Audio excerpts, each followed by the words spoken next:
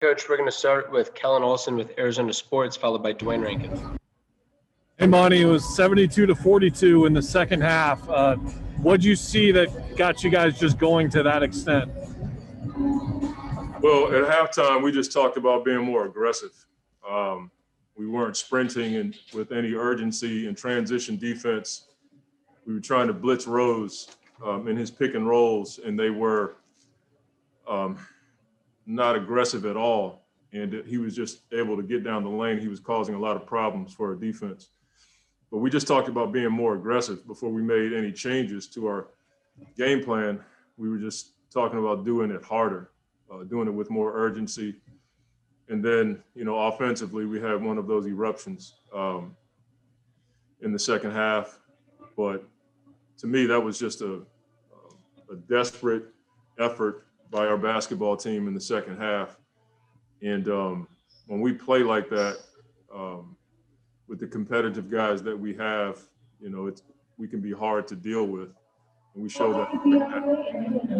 It seemed like the ball movement and finding the right shots in the first half was there. You just needed them to fall, and they came in the second half. How did you like your team's ability to stick with it and keep at it? Well, I've been saying it all year. It's boring, but it's just resilient and relentless. You know what I'm saying? To be able to stick with the game plan, not worry about the misses, just keep playing the right way. And then in the second half, we did that against a really good defensive team. To score like that against those guys says a lot about, one, the ability to share the ball, and two, the toughness of our guys to keep shooting the ball and shooting it with confidence. Next is Dwayne Rankin with the Arizona Republic, and then David Brandt. Coach, you guys were down 7 and went on a 9-0 run in the third. When you were talking about that desperation, is that was the beginning of that? You feel like? Yeah. The play at the end of the third said it all. We were able to get a bucket, and then, Cam, I forget who got their hands on that ball, tipped it, and we scored at the end. That was just guys out there making plays, playing relentless basketball.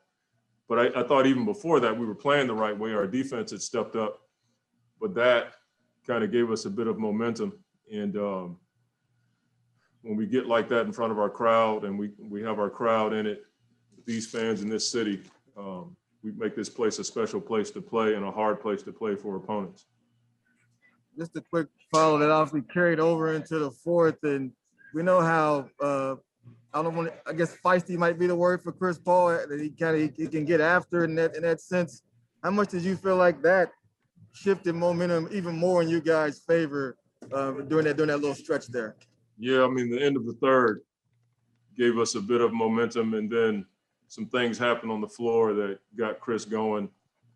And, a lot of players can't play in that environment.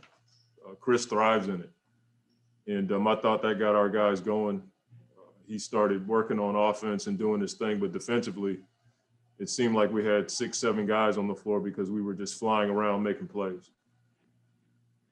Next is David Brandt with the Associated Press, and then Gerald Briguet.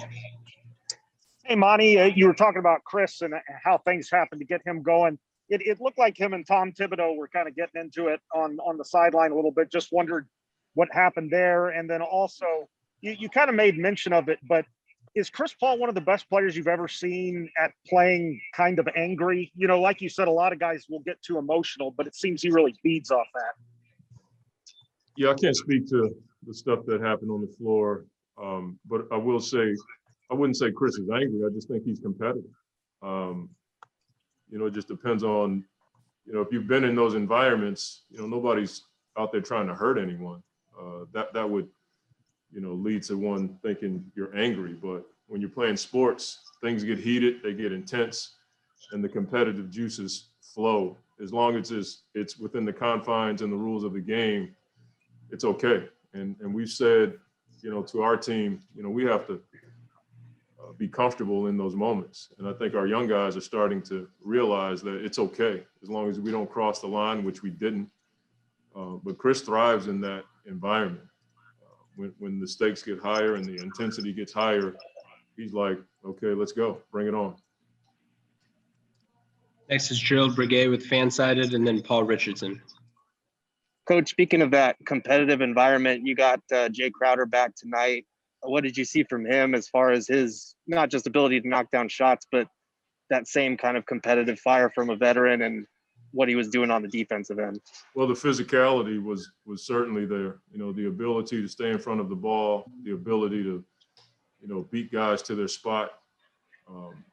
Julius Randle is a tough cover, and Torrey and Jay did a really good job of making it tough on him tonight. But Jay brings intangibles. You know, the shooting was there tonight, but defensively, talking on defense, knowing when to switch, knowing what to do on the backside, getting in there and boxing out. He may not get the rebound, but he'll box out to make sure his man doesn't get the rebound.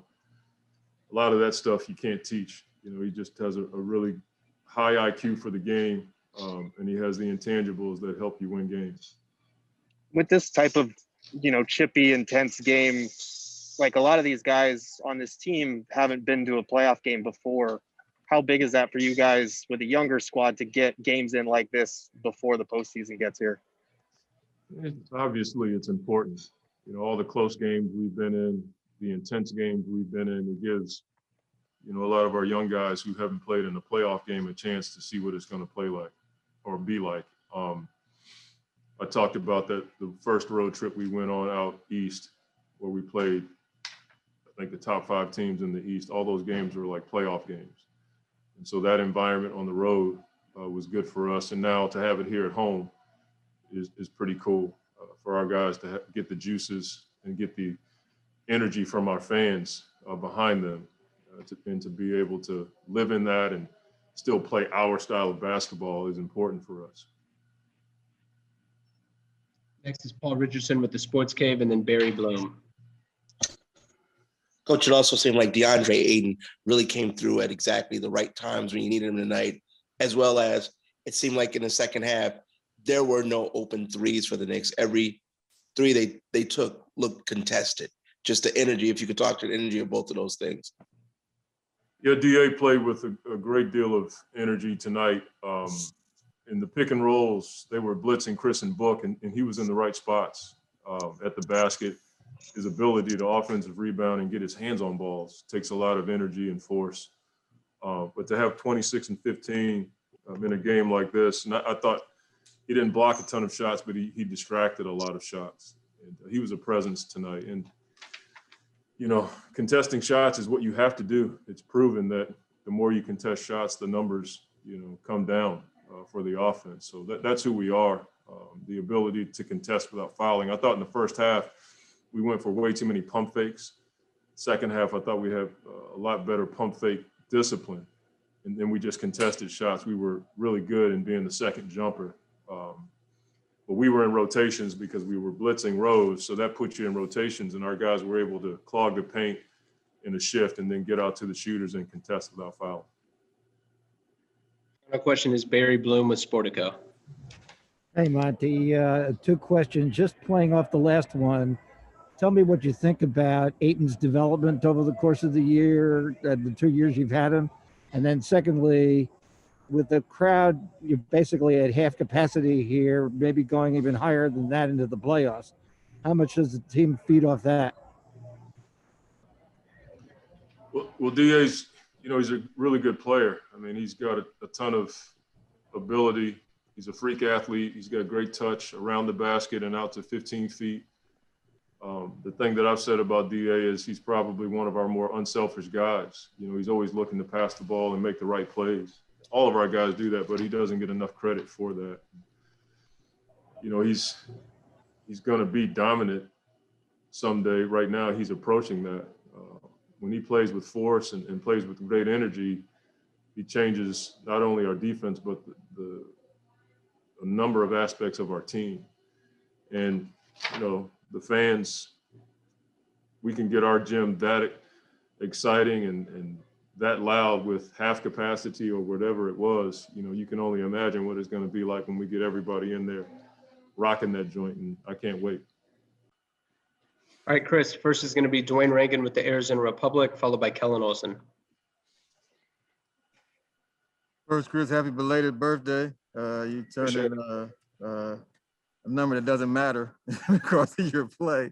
But when it did get chippy out there, you and Taj, and was you more upset with him, the play, the call? I mean, I'm trying to figure out what set you off like that. That's all good. Some things were said. It is what it is in the heat of the game. Me and Taj talked after the game. You know, it's all love. I think it was just the intensity of the game. It is what it is. But, you know, men can talk about things and move on. Quick follow on that.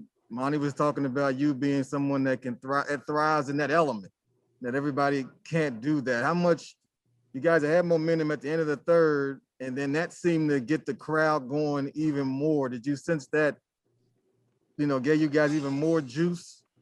Yeah, man, that sequence at the end of the third, I ain't seen too many players like that. And to see the energy from my team in the arena, nothing like it. And I think the biggest reason why we won this game, tell you the truth, is Jae Crowder.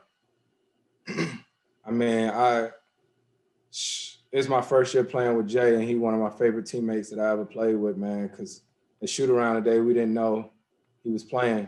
And then all of a sudden, he was like, yeah, I want to play today. I feel good. And for him to do that, man, he's such a big piece of this team.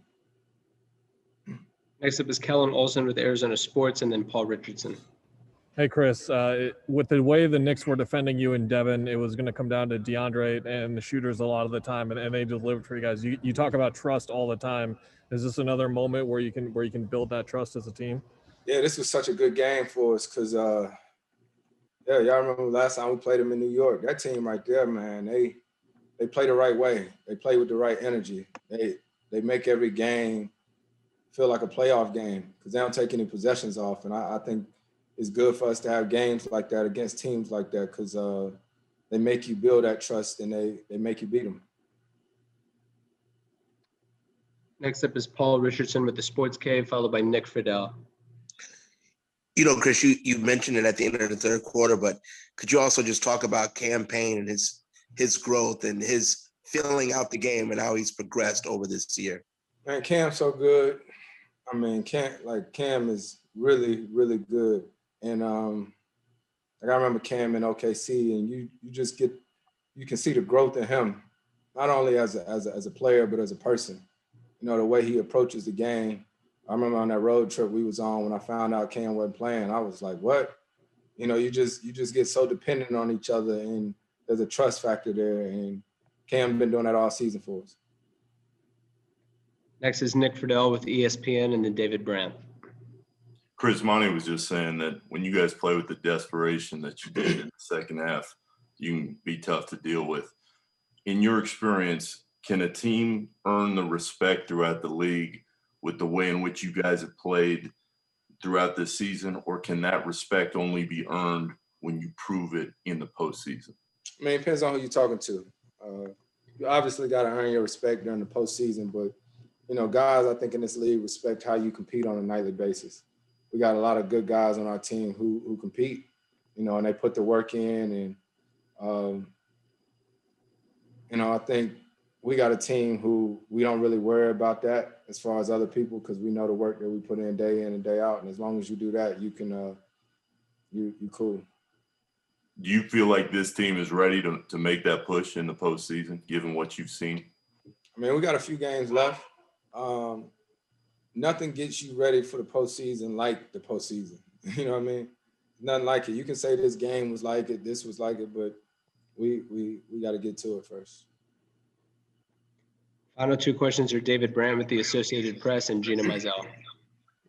Couple things, Chris. I was curious about what you and Tom Thibodeau were discussing there in the fourth quarter, and then I kind of wanted to know, getting back to that, like what the secret is to playing with an edge and maybe even a little angry while not letting it consume you, and you know what I mean, like being a good thing and not a bad thing. Yeah, that's just sort of always been who I am. You know what I mean? I compete and play hard, you know, and I'm gonna take whatever the game call for, you know. So I don't know. Final question is Gina Mizell with Suns.com.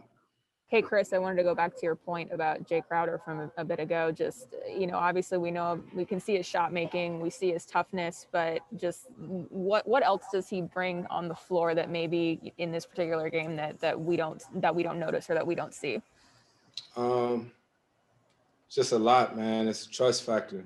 Like when Jay out there, just makes me like a lot more comfortable at ease. I don't know. I think you sort of understand each other in that. Like when he got upset and got a tech, whatever, I'd be like, Jay, be cool. But I'm gonna let him get it out, and he the same way with me. There's certain guys that they play with that chip on their shoulder and that energy, and that's what gets them going. So that's big for our team because he knows what it takes and he puts the work in. All right, Jay, welcome back. We're going to get started with Kellen Olson with Arizona Sports. Hey, Jay, good to see you. How'd it feel to be back?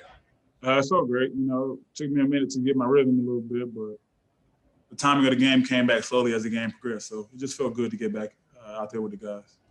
Jay, you seem like one of those players who will thrive off the crowd when they get the way they did around the late third and fourth quarter. Can you talk about how much it's helped you guys as a group to go from the start of the season when no one was here to this point now where it's that loud? We definitely feeding off of it as a unit, just not only myself, but it definitely fuels us as a team to just give our best effort. Some nights it's not going to go our way, but our fans are behind us doing a great job of just helping us as much as possible, the limited amount that's in the building. So we appreciate that, and we're just going to continue to give it our all and continue to fight each and every game and hopefully take care of business each and every night we step on the court. So definitely feed off of that as a unit and myself personally. Next up is Gerald Brigay with Fansided and then Dwayne Rankin. Jay, that's quite a first game to come back to. Chris was talking about how a chippy game like this helps you guys build trust against a team like the Knicks that really makes you earn it. Mm-hmm. How important is that for you guys heading into the playoffs with a lot of these younger guys who haven't been there before? Exactly. We was talking about that in the locker room. This is going to help us in the long run. That's a great team over there. They're playing at a high level this year. Especially on the defensive end, I think they do a good job of just making it tough on you. Just for us to overcome that and grow in front of our home crowd, that's great to be a part of and a great a stepping stool for us to in the direction that we want to be in. So it was definitely a good test for us tonight, and we answered the bell. Next up is Dwayne Rankin with the Arizona Republic, and then Gina Mizell. Jay, you talk about the chippiness and that type of stuff. You've had this, you've done this so many times over, but seeing like Ayton have the kind of game he had in the midst of all that, just really speak to that a little bit. It's great. It's great for him to see how he can help us in a lot of different ways. Obviously, we asking a lot out of him, but it's great for him to have some success and see during such a high-level game, like what he can do to help our team win and how his dynamic rolling opens up a lot for everybody else. And it's a machine, and he's a big piece of this machine, and he has to continue to be aware of that and continue to listen to us. We ask a lot out of him, and he had to continue to give his best. But he definitely helped us get this win tonight, and he was huge for us. Obviously, with his presence down in the paint, I feel like they had no answer for him. So it was great. Quick follow. There was a time probably 2 years ago and a little bit last year, Devin shot 3 for 12. That meant a loss was coming. What's to say that it's now a collective with him and that you guys are able to win a game by 23 with him shooting 3 of 12? We got some players, man. We got some players in our locker room, man. Our front office did a great job of putting this team together, and there's just a lot of guys playing together, playing the right way. We got a good leader in Coach Williams, so it's been great for us just to come together and continue to get better as the season goes on. But we can just like when he got ejected in LA, we're fine. We got enough to get the job done, and we know that, and we're very aware of that. Obviously, he's our best player, but we definitely get the job done with or without him. But we definitely need him to get to where we want to be. So to overcome a night like the one he had with a win it speaks volumes of the guys in the locker room. Next is Gina Mizell with Suns.com, followed by Paul Richardson. Hey Jay, a game doesn't often or always have like a distinct turning point, but it felt like the end of that third quarter where Torrey gets the putback, Cam gets the steal and the lay-in, like that just seemed to totally launch and ignite your team. Just what was it like to be in the middle of that scene where that happens on the floor, the crowd's going crazy, the bench is going crazy? Just explain it to me from your vantage point. Felt great, just to see that, feel that momentum shifting in our favor that much going into the fourth is great. That's part of home court advantage, and that's what happened. You feel like the momentum is definitely going in our favor, and we're just feeding off of it and trying to continue to play the right way, play hard, and make it as tough as possible for the opposing team. So it was great to be a part of that run, obviously being on the court then and feeling it. It was a great feeling. It gave me chills right now talking about it, but I love the game, especially when it goes that way for your team and for yourself. All right, Jay, final question is Paul Richardson with the Sports Cave. Jay, in the second half, it seemed like just the defensive intensity really stepped up. Every shot was contested. Derrick Rose was almost cut off from what he did in the first half. What changed? What rose the level of intensity like that? A couple of adjustments from our coaching staff, which was great for our defensive scheme. We just had to make a quick tweak, but we felt like we had to rise to the occasion a little bit too, because these guys are coming at us. We felt like that. Chris did a good job of just saying we got to pick up our level of play a little bit because these guys are coming at us. So we were able to come in and just take a deep breath and see what we need to adjust on, and we did. We made a few adjustments, and we were just on us as players just to go out there and make it happen. But we definitely made it tough for those guys and gave them some different looks to make it tough. So it was good execution on our part. All right, DA, first up is going to be Dwayne Rankin with the Arizona Republic, and then Paul Richardson. Deandre, what was it like being in that environment tonight where it got chippy and it got a little testy and you guys were able to win by 23 points? First half it was a lot of back-to-back. I don't think we was letting them dudes do what they want out there first half. We weren't really putting up any resistance. Second half we came back up. That's when it really got real gritty and physical, and dudes started talking because they didn't like what we were doing. We're playing some physical defense, and we start playing the way we normally play. And that environment, to be honest, we got to get used to that environment. There's a lot of scratches, a lot of extra curriculum going out there. But, see what's saying that's how playoffs is going to be. And, you got to keep your composure and, just play ball at the end of the day and keep it safe. Have each other's back and, play the way we play. And we got a little taste of that today, and we did a good job answering back. It was a little fun because it's about time we seen somebody chirping. Jae Crowder definitely brought that energy back where, big bro in the building, so you got to talk to him. You know what I'm saying? So that was fun. The crowd, man, you got to talk about the crowd helping us, backing us up a little bit, making some noise on the refs, when they weren't too good when they weren't okay with the calls. And, it was just fun, man. The energy, they made us play harder, and coach loved it. The whole team loved it, man. We stuck together as a unit tonight, and I'm glad we got a taste of that before playoffs. Want to just ask you one other thing. I want you to take a guess. How many fans you think were in the building tonight? Man, that looked like a good 10K plus to me. It was 8,000. Oh, man, that looked more than 8,000, man. That nosebleeds looked sold out up there. But, man, it sounded more than that. Even the play with Cam Johnson got the tip pass on the inbound and laid it up, didn't count, felt like it counted, felt like a game winner.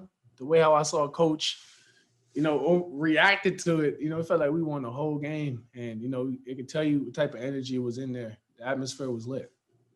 Thanks, DeAndre. Yes, sir. Next is Paul Richardson with the Sports Cave, and then Kellen Olson. You obviously had a good offensive game, but it seems like your presence on the defensive end is what changed a lot and got you guys going defensively. Can you just talk about the energy you exerted on the defensive end on the court tonight? Man, that's a norm. Us trying to get a flow, starting with our defense, me being in charge of the defense and being the anchor.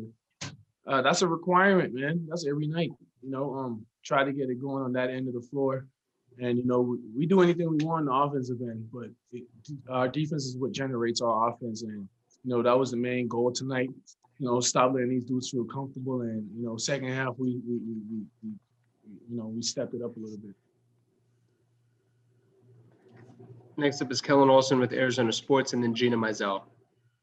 Hey, DeAndre, when opponents are defending Chris and Devin that way, it's going to get the ball going your way a lot more when they blitz like that. And Chris has always talked about having trust amongst teammates. So how does it feel to have that type of game where Chris and Devin clearly trust you on those rim runs and to find you underneath? I mean, it's stuff we talk about all the time, playing these games and seeing what type of coverages team throw at us. I mean, we've seen it all. We just got to adjust on the hop. That's how playoffs is going to be. They throw different coverages at us, blitzing, D-Book, and CP. Guys like me, Mikhail, Jae Crowder, we're going to have to step up and finding the offense for the team to get us going. And, it's stuff that we always talk about. We always practice and throwing certain concepts on how to, just tweak our offense a little bit and get what we want, knowing what the defense study and they know our tendencies. But, today, just them finding me down low was a good one to really open up the floor. Final two questions are Gina Mizell and then David Brandt. Hey, DA, you just called Jae Crowder a big brother. There's been so much talk this season about the leadership that Chris has brought, but I know Jay's in that category as well. So you're smiling. So what has Jay meant to you this season? Ask Uncle Jay. He's Uncle Jay on the team, man. Everybody call him that, but that's a dude who brings it. Not everything he gonna say gonna be pretty, but he wants to win. He's a winner, and he's all about the team. He's all about sacrificing for the team, and he's the main guy who put the cherry on top when Chris gives off his wisdom and information. Them two work together a lot on just on how things go. Certain guys to cover it.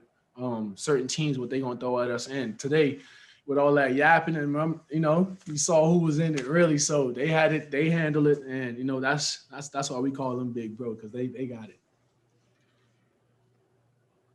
Okay, final question is David Brandt with the Associated Press. Hey, DeAndre, you were talking about Chris a little bit, and obviously he was a little upset after that flagrant foul. When something like that happens, does that almost make you excited? Because it seems like Chris, when he gets angry, it's over for the other team. Time. Yeah, he does it such in a professional way, though. I don't know if he's mad or he's trying to get these dudes out of here with another foul. But, he plays the game so well and knowing the game, he does a good job on talking to the refs and, just keeping the team settled when it gets wild like that. And, just the way how we react on what teams try to do to him to get him out of his game, it's something that's very contagious to learn from. Us today, I think we learned, I think he gathered us today in a huddle and, he's like, touch your brother, let's show everybody that we can be together, in the huddle. And that's the first time we ever got in the huddle and really wrap our arms around each other to show that we have each other moving forward. And, that's the energy we bring.